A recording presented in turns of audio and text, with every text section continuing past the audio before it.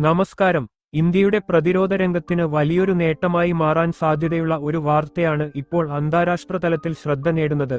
ലോകത്തിലെ ഏറ്റവും ശക്തമായ സൂപ്പർസോണിക് മിസൈലുകളിലൊന്നായ ബ്രഹ്മോസും ഇന്ത്യ വികസിപ്പിച്ച ആധുനിക വ്യോമ പ്രതിരോധ സംവിധാനമായ ആകാശത്തീറും സ്വന്തമാക്കാൻ UAE താൽപര്യം പ്രകടിപ്പിച്ചിരിക്കുകയാണ്.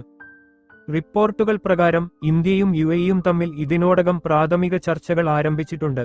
പശ്ചിമേഷ്യയിലെ വർദ്ധിച്ചുവരുന്ന സുരക്ഷാ വെല്ലുവിളികളും സംഘർഷ സാധ്യതകളും കണക്കിലെടുത്താണ് UAE തങ്ങളുടെ പ്രതിരോധശേഷി കൂടുതൽ ശക്തിപ്പെടുത്താൻ ശ്രമിക്കുന്നത്.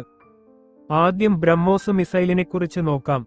ഇന്ത്യയും റഷ്യയും ചേർന്ന് വികസിപ്പിച്ച ബ്രഹ്മോസ് ലോകത്തിലെ ഏറ്റവും വേഗതയേറിയ സൂപ്പർസോണിക് ക്രൂയിസ് മിസൈലുകളിൽ ഒന്നാണ്. കരയിൽ നിന്നും കടലിൽ നിന്നും ആകാശത്തുനിന്നും വിക്ഷേപിക്കാൻ കഴിയുന്ന ഈ മിസൈൽ അതിവേഗത്തിലും കൃത്യതയിലും ശത്രുലക്ഷ്യങ്ങളെ തകർക്കാൻ കഴിവുള്ളതാണ്. ബ്രഹ്മോസ് UAEക്ക് കൈമാറുന്നതിന് റഷ്യയുടെ അനുമതിയും ആവശ്യമാണ്. എന്നാൽ റഷ്യയും UAEയും തമ്മിലുള്ള മികച്ച ബന്ധം കണക്കിലെടുക്കുമ്പോൾ ഇതിന് വലിയ തടസ്സങ്ങൾ ഉണ്ടാകില്ലെന്നാണ് വിലയിരുത്തൽ. ഇനി ആകാശതീർ സംവിധാനത്തിലേക്ക്. ഭാരത് ഇലക്ട്രോണിക്സ് ലിമിറ്റഡും ഇന്ത്യൻ സൈന്യവും ചേർന്ന് വികസിപ്പിച്ച പൂർണ്ണമായും ഓട്ടോമേറ്റഡ് ആയ ഒരു വ്യോമ പ്രതിരോധ കമാൻഡ് ആൻഡ് കൺട്രോൾ സംവിധാനമാണ് ആകാശതീർ. ഡ്രോണുകൾ, മിസൈലുകൾ, മറ്റു വ്യോമ ഭീഷണികൾ എന്നിവയെ അതിവേഗത്തിൽ തിരിച്ചറിഞ്ഞ് പ്രതിരോധ സംവിധാനങ്ങളെ ഏകോപിപ്പിക്കാൻ ഈ സാങ്കേതിക വിദ്യക്ക് കഴിയും. ഹോർമൂസ് കടലിടുക്ക് വഴിയുള്ള എണ്ണ വാതക കയറ്റുമതിയുടെ സുരക്ഷ ഉറപ്പാക്കുക, വ്യോമാക്രമണ ഭീഷണികളെ നേരിടുക, കൂടാതെ ആയുധ സ്രോതസ്സുകൾ വൈവിധ്യവത്കരിക്കുക എന്നീ ലക്ഷ്യങ്ങളോടെയാണ് UAE ഇന്ത്യയുമായി സഹകരണം ശക്തമാക്കാൻ ശ്രമിക്കുന്നത്.